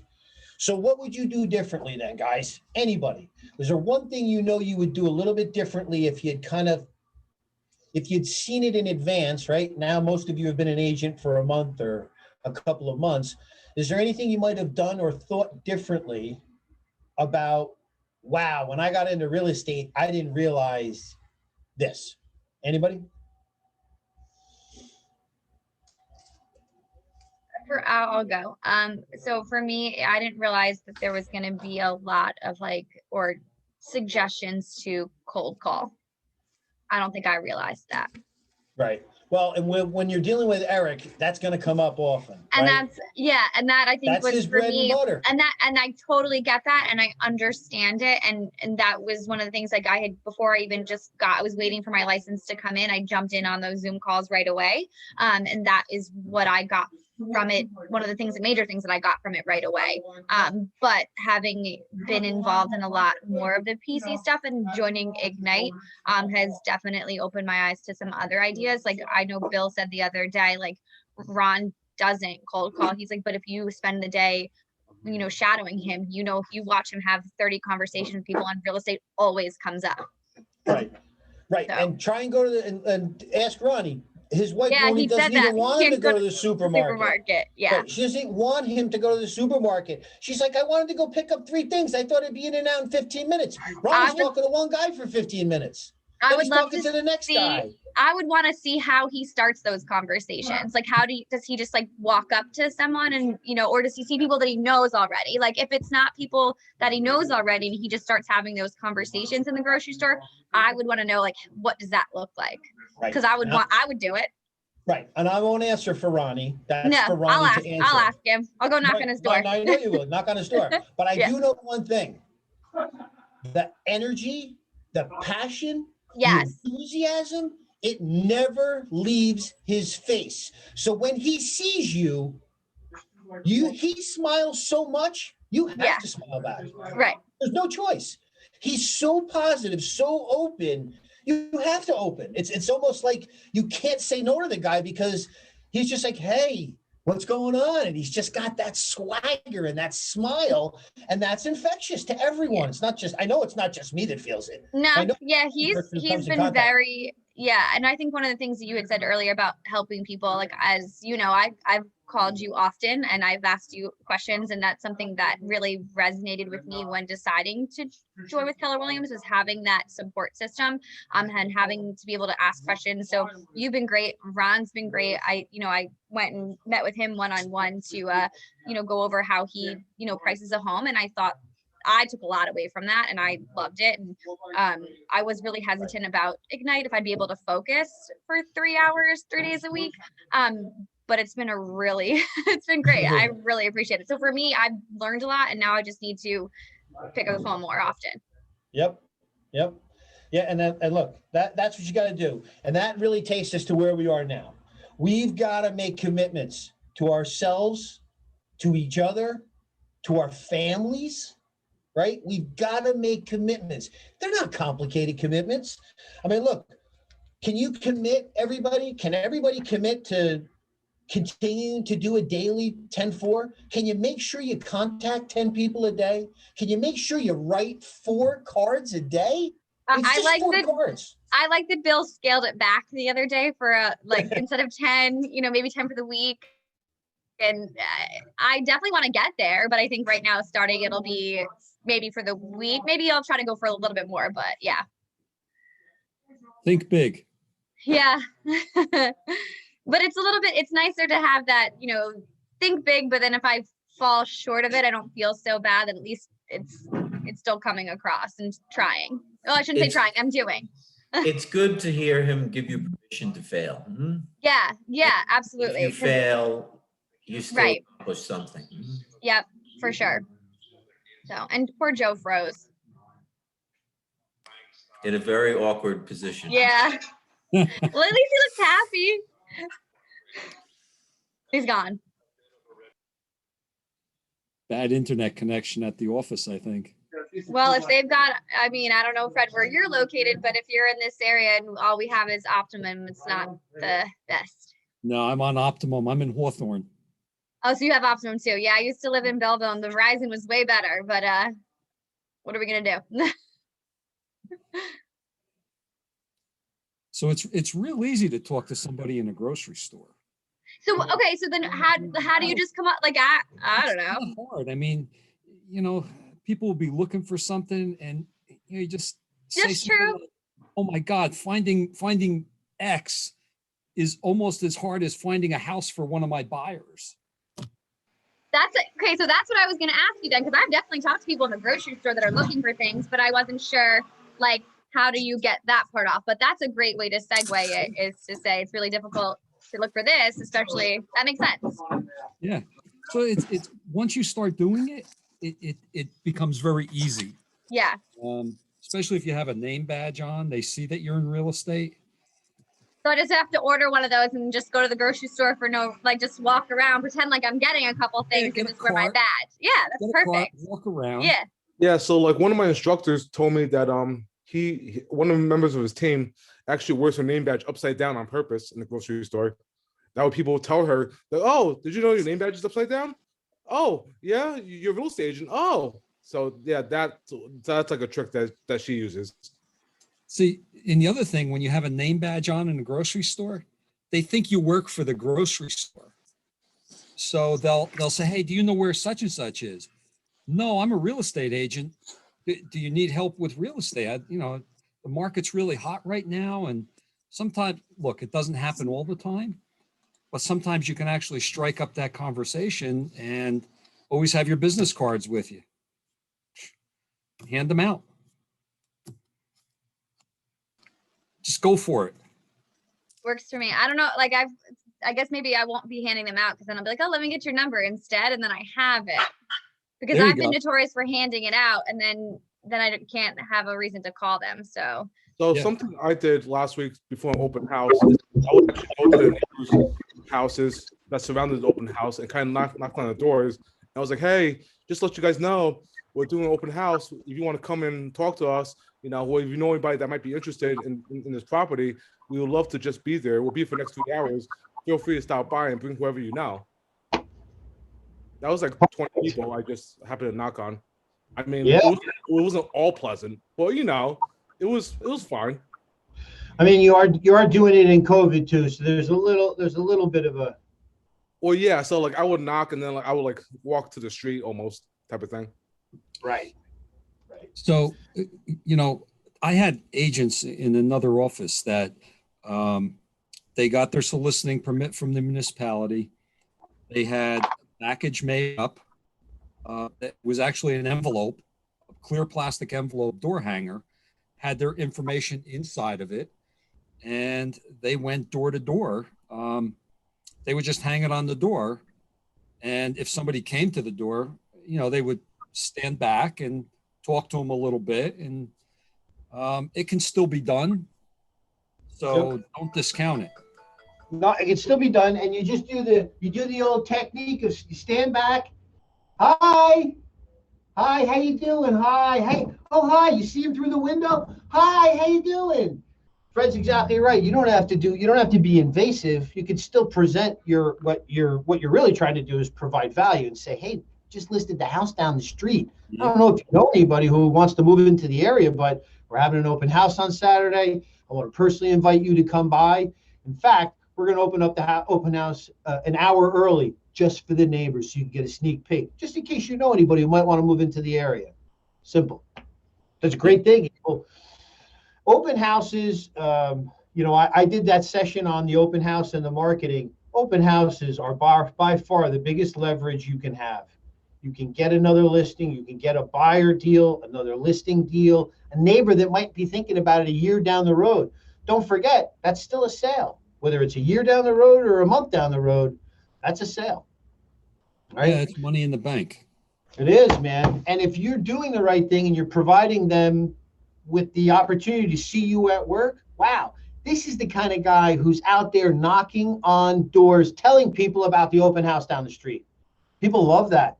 The sellers love that. They want someone who's aggressive, who's not afraid to go out there and put themselves on the line to get rejected. People respect that when you're willing to put yourself out there, no doubt. So committing to doing your daily 10-4, make a commitment, guys. Do it. It's going to benefit you, right? Make a commitment to practice your scripts. Some of the people that we have on the call here, I role play with. We have, there's 3 or 4 Facebook groups that have agents from all over the United States. You can role play with somebody in California, Texas, Kentucky, Idaho, New York, people in other parts of New Jersey, right? Get a script practice partner because it's the free throw, right? You want to sink 10 in a row from the line, you got to practice. You're not going to go there cold. I don't care who you are. You're not going to go there cold and nail every single shot, right? You got to practice. So make a commitment to finding out how you can get into more open houses, whether you, like Carolina did, calling around, email around, Facebook around, whatever you call it. You know, put yourself out there that you're willing to work on someone else's project. You're willing to work on someone else's listing, right? And as you progress, make a commitment to the number of appointments you're going to make every week, right? I want to have 3 appointments every week. Eric, I think, is 7 appointments every week. Some people who are in our program, they'd be happy. Let me just get 1 appointment every week, and that'll be my goal, right? Get your goals in front of you, and then as you move along, you adjust them. As you move along and you start dealing with sellers, make a commitment to pre-qualify all your sellers and buyers. Why? So that you can do your job properly. Find out what's most important to the seller, and then that's what's most important to you. Find out what's most important to the buyer, and then that's what's most important to you, because it's not about you, it's about the buyer and the seller. Make a commitment to pricing and listing homes to make sure that you price them that causes them to sell. Make a commitment to that you want to cause the property to sell, right? Because when you overprice it, you cause it to stay on the market. It's a cause and effect. And to Bill Boswell's point, commit to managing all your transactions to a successful close for both parties. You want it to be a good experience for the buyer and for your seller, and vice versa. Commit to that customer service, creating the win-win. And for all the parties involved, make sure that you're holding yourself accountable to the highest standards so that everyone who deals with you knows that. They will feel it. They'll know that that's who you are. You're the guy who communicates. You stay in contact with everybody, right? And then commit to some type of either accountability and or coaching, right? Someone who you have to say to, hey, I was supposed to make 10 contacts today. I only made 7. I'm going to go for 13 tomorrow. And then be held accountable for the 13. You don't get it if you don't put it out there. If you don't say it, it doesn't really exist. I mean, that's just the truth of it, right? That's that positive thinking. So the other thing that we want you to do as we get towards the end of the class is, I'm going to mention these again because they're really, really, really, really important. And Gary Keller, when he writes this, when this was written, they don't say read. They don't say read the Millionaire Real Estate Agent. You know what they say? Read or reread. If you only read it once, that ain't enough. Trust me. I've read it twice and I still need to go back again and again. There's so many nuggets in here. I mean, he literally has your entire business and business plan and the way to become a millionaire real estate agent. It's here. It's not anything else, right? So commit to read and reread The Millionaire Real Estate Investor. If you're someone like me who got into this business not as an agent, I was a flipper and a house flipper and a contractor. That's how I started in the industry a long time ago. I didn't do my first real estate transaction until I had my license for 6 years because I wasn't doing any buyers or sellers or anything else. I was listing and selling all my own properties or for my other investors. And then the last one is read or reread Shift, How Top Real Estate Agents Tackle Tough Times. I don't know if you realize this, guys, but this is where we're headed. We've just gone through a shift, and then there's another shift coming. It's not over. It's going to go from here, then it's going to shift back over here, and then who knows what's going to happen after that. It may shift back to a hot market again, but I can guarantee you it's going to shift. Our world is changing at a ridiculous rate. And I'm not talking politics, I'm not talking anything. I'm just saying our world is changing rapidly. Do your best to attend family reunion, mega camp, do another Ignite. We're going to have another Ignite later on this year. And definitely make a commitment to attend Bold when it comes to our area. Now, I know it's hard. It's hard to do these. These Zoom classes are tough. It's hard for me to relate to you. You know, I can't make anybody laugh. That's like something I'm good at. It's hard, you know. Can't get my personality across the way I'd like to, but we're all in the same boat, right? So it doesn't change anything. But make a commitment to take Bold. Bold is a really great lead generating focused course. And that's what it's all about, right? We know that that's our main job, right?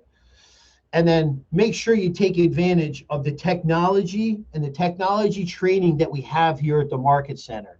We have quite a few people who are what we call tech ambassadors. Just off the top of my head, I know Megan Wubenhorst, Grace from their team, also Kevin from upstairs, Kevin Smith, he's a tech ambassador. All these people will be happy to answer any questions you have. Oh, and don't forget Christina. She probably knows. Well, I know she knows more than me, but she probably knows more than most of the tech ambassadors. Because why? Because she's in it. She's using it. She's doing it. That's how you really learn. It's like what we're talking about, right? So when you get a chance, definitely do Bold. Now,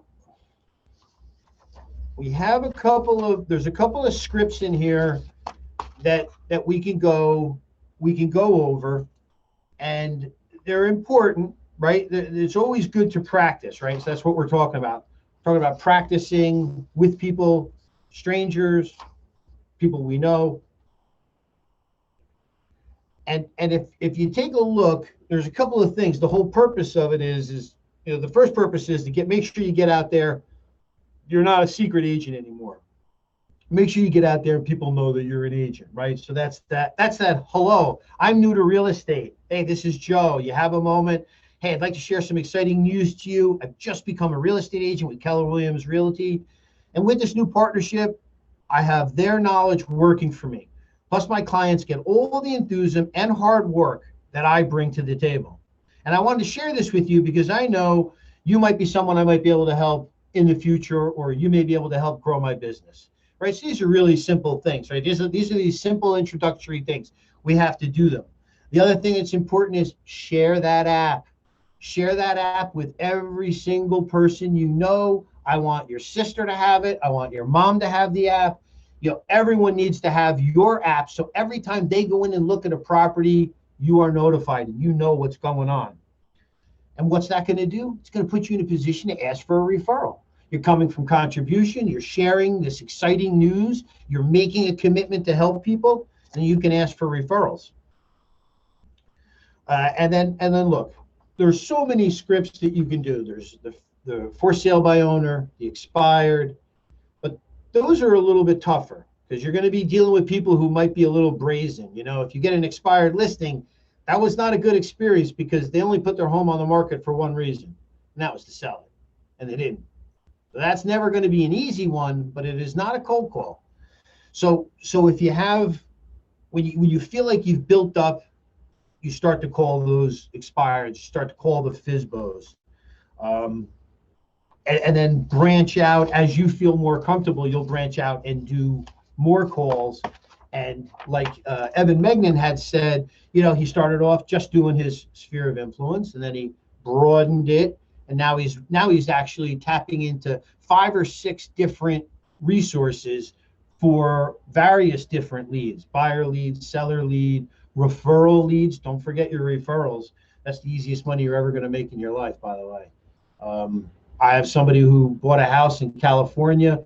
I referred an agent to them. They went out, they bought a $700,000 house, and that was the best paycheck I ever got, because all I did was make one phone call. I went on command. I looked for a couple of top agents. I called 3 of them, interviewed them. Took me about 5 minutes with each agent, handed my referral over to them, and 4 months down the road, check comes in the mail, referral, 25%.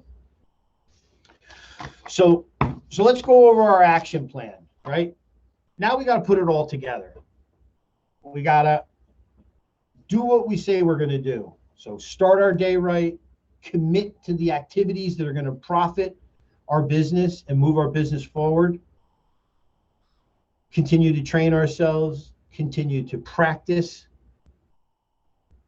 and know your numbers, right? Knowing your numbers is imperative. It's really important to know how much money it costs. I mean, most people do this anyway, but they have a budget for their house. Okay, I need to make whatever, $3,000 a month for me to stay above water.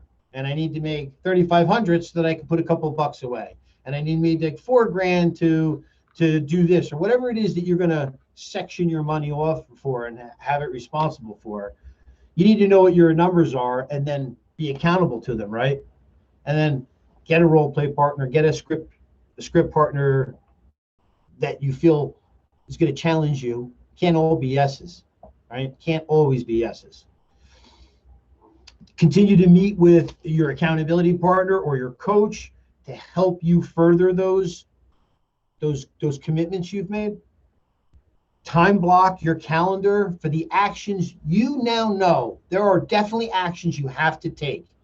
Now, whether or not you put the time in your calendar to do those actions and actually do them, that's going to be up to you. But you want a time block so that you have that time. If you say you're going to role play for a half hour and then you're going to get on the phones for an hour and a half, do it, right? That's the whole point. And continue to do your 10-4s every day. There's no reason why you shouldn't be adding, even if it's, Gary Keller did the math on this. I think if you added 3 people 5 days a week, if you added 3 people to your database, by the end of the year, you'd have added 400 and something people. So do it. I mean, that's your business. So that's really the whole course, right? We're talking about these things that we have to get done. Has anybody kind of, I don't know, does anybody have something that maybe, that's that aha where you say, you know what, I didn't realize this, or I didn't realize that, or maybe an instructor gave you something to think about, and that's your aha. So let's share with each other, and we'll all benefit from the sharing, things that have resonated with you, things that you know you need to do and or you never thought of doing. That would be like an aha, I got to do this. So let's share with each other, and we're going to learn from it, because you'd be surprised, most people have the exact same aha maybe in a different way. So who do we have here?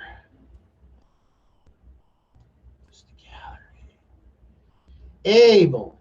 Yes. Abel, what's something that you've learned throughout this Ignite course that makes you realize, you know what? I didn't realize that. That's either something I have to do, or something I want to do, or something I need to schedule to do.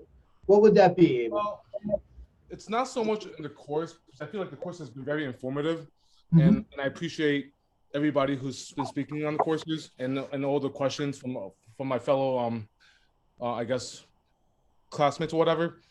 But I guess my main aha is that before I started, with my license like a couple weeks ago, I was under the assumption, because I've been doing like a lot of open houses and whatnot, and like this is like my 4th one, and I'm going to be doing my 4th one in like the last 3 weeks as of this Sunday. Great. Because I was told to do as many as you can. It's a good way to like get leads, talk to people, experience, etc., etc., etc. I guess I didn't realize how many people with or without agents doing the open houses put down fake numbers. And when you call them, you're like, oh, Like, I assumed it was going to be like an easy way to get leads, buyer leads, because they're already into it. But it's not as easy as I thought it was going to be. How's that? Does that make sense? No, it makes a lot of sense. There's a couple of things that you can do at your next open house. Which is I'll sad. tell you what I do. I don't give them the pen. Yeah, there you go. I ask all questions. I am always in control of that piece of paper and that pen. And I mean at all times. I never give up my pen. I never give up my paper. I take copious notes on every person that walks in. Oh, really? Are you dealing with an agent? Oh, yeah, we have an agent. Great. What's their name? Half the time they go, Jimmy from Remax. Wow, that guy really. So that's when you go, wow, that guy really made an impression on you. Jimmy from Remax. I gotta write that down. Jimmy from Remax, huh? That guy's really doing a bang up job. He's Jimmy from Remax, whatever. But they don't even know his last name. And as far as getting the wrong number, there's a couple of things you can do for that. Number one is look somebody in the eye and ask them for their cell phone number. It's not so easy when somebody looks you in the eye and asks you for it. Can they? Sure, but it's not so easy. And I tell you what, Aida Boat came up with an awesome way of foolproofing it. And I used this last weekend. I did an open house last weekend. I need your cell phone number so that I can text you the form that I'm filling out right now. Oh, I don't need a copy of it. I don't care. Fine. Then I need to have your information. Please send me a text so that I know that we have an agreement that I have your information, because the seller will not let anyone in the house that I haven't verified their information. Boom. Done. The seller will not let anyone in the house that I haven't verified their information. This is COVID. By the way, we were doing this before COVID. Not the texting thing, but we were always filling out the sheet. We were always taking all their information. Where do you live? What's your address? Oh, Clifton, huh? What's the zip code there? 070. Oh, okay. And your cell phone number so that I can text you a copy of this. I have to get you a copy. It's a legal document you're signing. I need to make sure you have a copy. What's that text? And then while they're there waiting, you text them it. If it comes back to you as a bad number, you simply walk up to them and go, hey, you said it was 835-8805, but that came back. Do I have the number wrong? Is this the right number? Oh, okay, great. I'm going to send it to you. It's an awesome thing. I got that one from Aida. That's a good one. She would make people, I shouted her the one time, she made people show her that they got it. She's like, can you just show me that you got it? Okay, come on in. And it was smart. That is brilliant. I used that last week, and people would give me a fake number. I'd go do my thing where I'm going to text them back. And then I said, oh, Mrs. Johnson. Hey, Mrs. Johnson, the number you gave me came back. I'm sorry. I'm responsible for this. This is a legal document. I got to get this to you. You need to have a copy of it. You signed it. I'm not sure if you read it, but you signed it. What's that number again? Look them right in the eye. Don't flinch for a second. What's that number again? Smiling like Ronnie.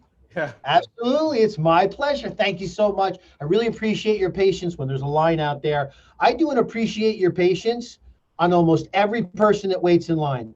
Oh, wow, man, I really appreciate your patience. I know it's cold out there, or I know it's ugly out there, or I know it's hot out there and it's 90 degrees.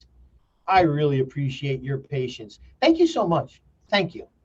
Say it with a smile, right? And then people will start to respect you for that because they understand you're a professional. You're in control. You command the room when you do that. And people respect that. It's just the way it goes. So that's awesome.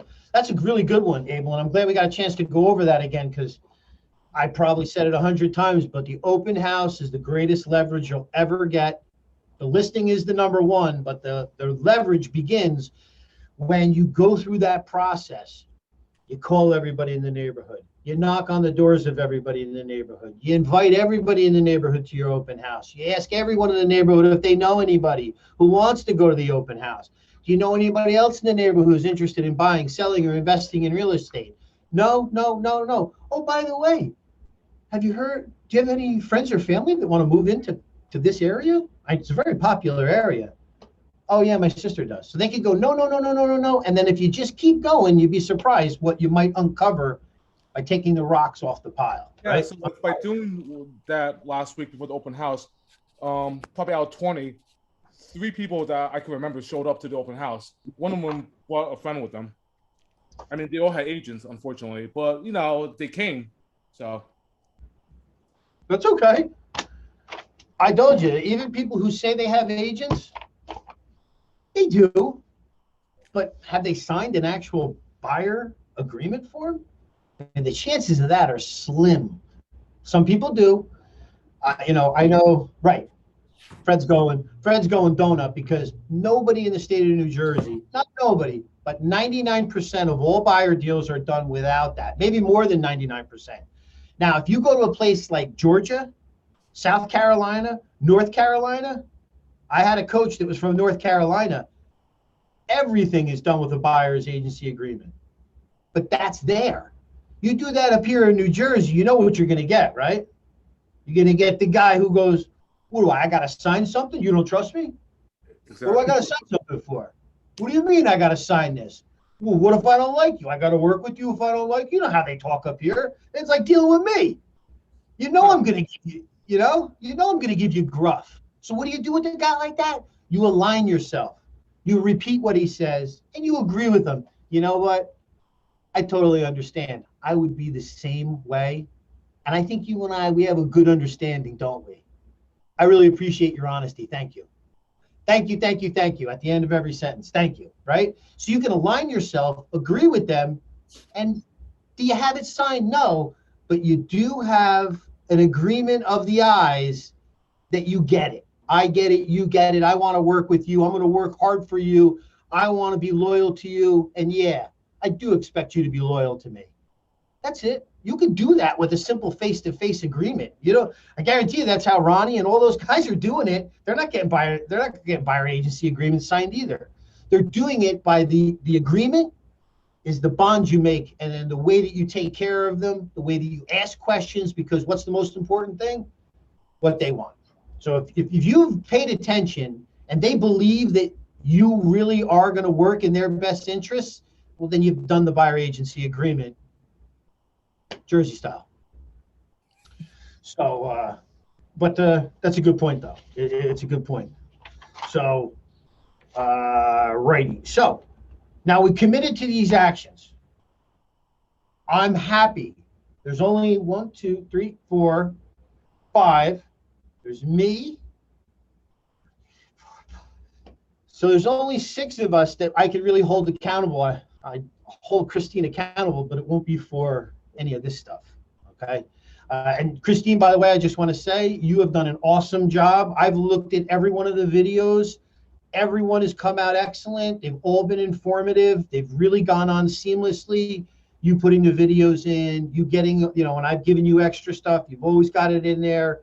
I think you've done an awesome job, and I just want to say thank you, Christina.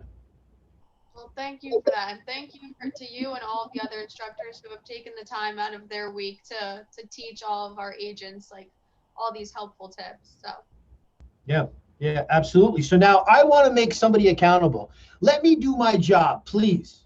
Somebody tell me next week, call me on Friday, Joe, and I'm going to have X number of people I put in command, X number of people that I've contacted, and maybe one appointment, one walkthrough, just one thing. Give me 3 things that I can call you next Friday, anybody or all of you. I'll do it to all of you because I love it. Give me something. Let me do my job. Let me hold you accountable to yourself, and I'll help you. And then you can go tell me to go fly a kite if you don't like the way it works, okay? But let me do my job. Give me somebody give me something I can do my job and hold you accountable so that I know that I've at least resonated with one person. I'm not going to talk again until somebody says it. You can call me or talk to me on Thursday. Okay, here we go. Thursday. How many contacts? Like new contacts? Don't make it up. Just say something realistic. 4. 4 contacts. And how many appointments are you going to set? I don't. You can Two, do I just want to, I don't know. That one's it. Say it. You can do this. one. I'll say one. One appointment. Got it. And are you Now, going is to that a continue? listing appointment or any kind of appointment? A Okay. walkthrough, Fine, buyer- one. buyer consult, seller whatever it is. I don't care. Okay. Now, are you going to continue to script and role play? Yes. I do that like 2 to 3 times a week. Oh, I know you do. That's why I'm going to write it down so I can make you accountable for it. Okay. Role play. You're going to script and role play. And you're also going to write, how many cards are you going to write? How many handwritten cards are you going to send out next week when I call you on Thursday? You'll have sent out. But that's like from people. I just did like 4 last week, but I don't know that that's going to be realistic for this week. Okay. But we'll just say 4. Just say 4. That's right. That's exactly right. That's what's so exciting about this, right? That's exactly right. 4, because you're going to make 4 contacts. You're going to get 4 people on the phone to talk to you. And then what are you going to do when you get off I'm the phone? going to send them a card after. Boom. You're going to send them a card afterwards. And then after you do that, what are you going to do? Call them again? You're going to call them back and say, hey, did you get my card? Oh, And then, yeah. "Oh, I got you." Thank you. I have been doing that, just not. There you go. I could know do you it have. more. But when you say it like this in front of everybody, it's now real. Yeah, I know. I'm afraid of failing. That's my problem. Well, we all are, right? Yeah. Everyone But has now that. everybody knows, and it's going to be uploaded to YouTube, and everybody else who watches it knows now too. So I got to get to work. That's okay. Does anybody else want to be held accountable? It'll be my job to call you. You don't have to do anything. I'm going to do my job. I'm going to make sure I help you. Does anyone else want to be held accountable? 4 contacts, 4 notes, and I'll have role played twice if you call me in the afternoon on Thursday. I'm Awesome, not Michael. going to do any meetings. Sorry. Well, that's okay. Meetings don't count. Cool. Oh, And no. I'd if love you- to do a meeting, but I'm Oh, not you going mean to commit to appointment? it. You mean Yeah. appointment? Yeah, I'd like you to throw one of those in there, but if you're not ready yet. Throw one in. I'll put one down. Oh, because I'm going to ask you. To be the only one on YouTube, Yeah, that's okay. humiliating themselves. What do you think I'm doing right now? Just having a little fun, Joe. Absolutely. Just to Hey, humiliate me. Carolina, can I hold you accountable for one thing? Give me one thing I can hold you accountable for. Come on. One thing.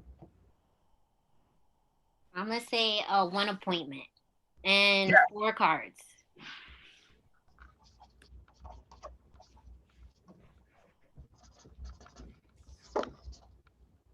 You'll have role played at least once, unless you break our appointment, Carolina. That's right. You got a role play I'm session. role playing 3 days out of the week. No. Now I'm going to make sure that you are. That's awesome. 3 role plays a week. Awesome. You're going to have 4 cards, 1 appointment. Awesome. Okay, Abel, I got to do it now. I got everybody but you. I got to do it. Come on, Abel. What are you going to give me? What can I hold you accountable for? I'm going to give you a call next Thursday or Friday. You're going to say, Joe, I did. Okay. Well, I'm helping out 2 open houses this weekend. So a Saturday and Sunday, both in Wayne. So I'm going to say I will try my best to get 5 leads from each open house with a total of 10. I'll be honest, the cards thing I haven't really done yet. Like I've sent videos myself saying thank you for coming to open house. I've sent emails responding. I actually had a buying appointment on this past Wednesday, so I guess I can do another appointment. And I had a listing appointment the past Thursday. So That's I'll awesome. Out of the gate. I mean, nothing's transpired yet, so That's okay. So what I'm gonna do is that since I haven't heard back from the listing appointment yet, I'm gonna follow up with them on Monday and get some like feedback as to where their mind is with the terms of. Right. And when you do that, come from a place of contribution. You're not calling them to say, hey, how come I haven't heard from you? You're calling to say, hey, how can I help you? I'm committed to helping you. What are the things you're thinking about? What are the things that are making you hesitate? Or what are the things, whatever that is, come from a place where you're looking to find out, geez, how do I get to help you? Because that's really all I want to do. If you have that, you put that out there with a smile on your face, I guarantee you they're going to appreciate the fact that you want to positively influence their lives. You want to help them, right? You want to help. I really want to listen. But yeah. I know.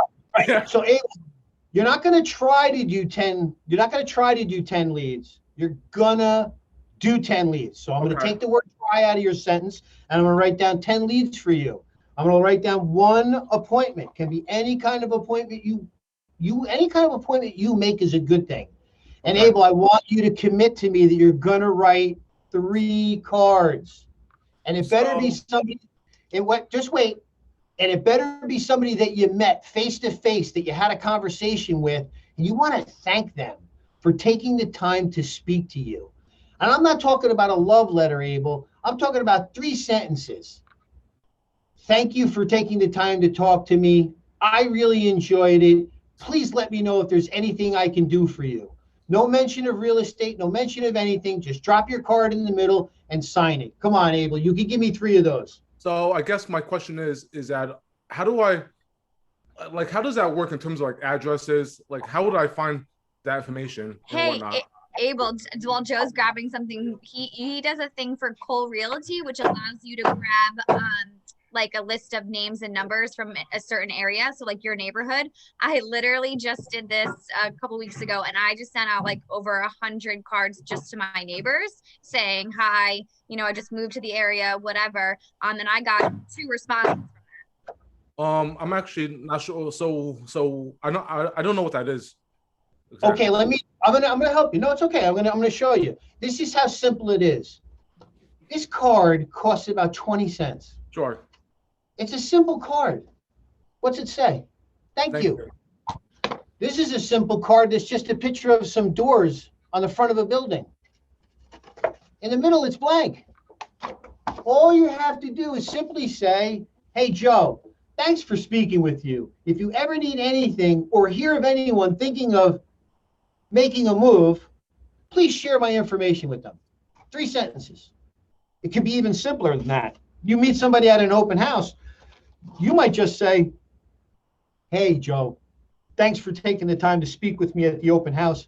I enjoyed speaking with you. Please let me know if there's anything I can do to help you.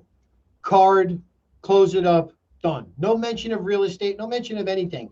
Because then what you're going to do, Abel, is, and I'll get to the address in a minute, then what you're going to do is you're going to call them up and say, hey, I want to make sure you got my card, because I really did appreciate you taking 10 minutes out of your day and speaking to me. Oh, you did get it? Yeah, great. Okay, boom. Doesn't have to be about real estate. It's about making a connection with someone and them actually believing what you say, which is you're committed to helping people. Now, as far as the addresses are concerned, if you're at an open house, you should be getting their address on your sheet. You should be. And if you're not, you can look them up in the tax records and or Cole Realty, right? So if they own a home, you can look anybody up in the tax records. All you need is their last name and the street they live on, and you can find anybody. You might have heard Ron Iosa mentioning that he won't even go into a long thing. Like if he's talking to a neighbor and the neighbor says, oh, yeah, well, I live a couple houses down. Oh, really? What's your name? Oh, it's Estelle Hyman. Oh, okay, Mrs. Hyman. Thank you. I really appreciate that. Look up Hyman, look up the street. You got her name and her address. Send her a nice little thank you card. These thank you cards are powerful. That's why they have you do them.